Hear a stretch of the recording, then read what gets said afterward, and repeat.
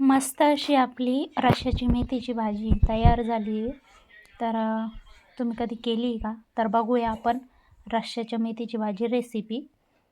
तुम्ही आधी कधी खाल्लेली असेल तर कमेंट करून नक्की सांगा. त्यासाठी आपण घेतले शेंगदाणे, हिरवी मिरची, 1 वाटी शेंगदाणे घेतले आणि लसूण मस्त थोडासा सोललेला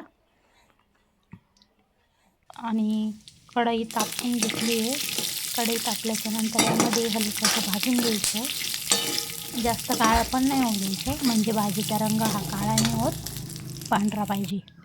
कढईमध्ये आता आपण तेल गरम करून घेतलं आहे आणि तेल गरम झाल्याच्यानंतर त्यामध्ये आपण लसूण टाकलं आहे आणि लसूण मस्त लाल होऊ द्यायचा. त्यानंतर जिरे त्यामध्ये टाकायचे.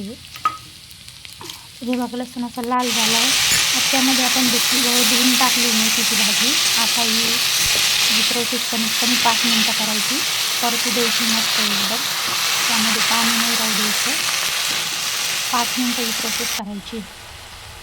तर 5 मिनटं प्रोसेस होईपर्यंत तोपर्यंत आपण आता शेंगदाणे आणि मिरच्या मिक्सरला बारीक करून घेतलं आहे. हे बघा अशा प्रकारे आपण हे बारीक करून घेतलं आहे. आणि हे पाणी असं याच्यामध्ये जे पाणी दिसतं आहे पूर्णपणे तुम्हाला जिरू द्यायचं आहे. हे बघा पूर्ण पाणी आपलं जिरलं आहे. ते पाणी जिरलं की मग मसाला टाकायचा, म्हणजे भाजी हिरवी होत नाही. भाजीचा रंग हा पांढरा पाहिजे.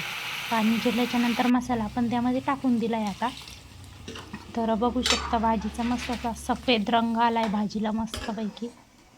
नक्की तुम्ही ही रेसिपी ट्राय करा, खूप छान लागते बरं.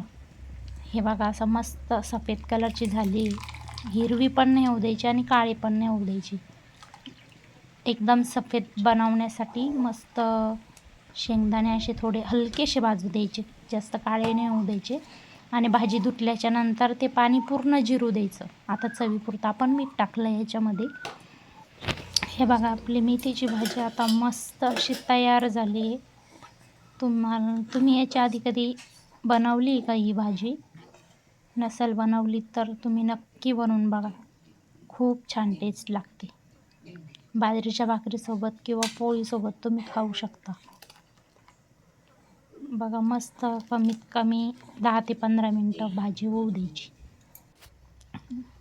म्हणजे घट्ट जेवढी घट्ट असली तेवढी छान लागते. जास्त घट्ट पण नाही आणि जास्त पातळ पण नाही.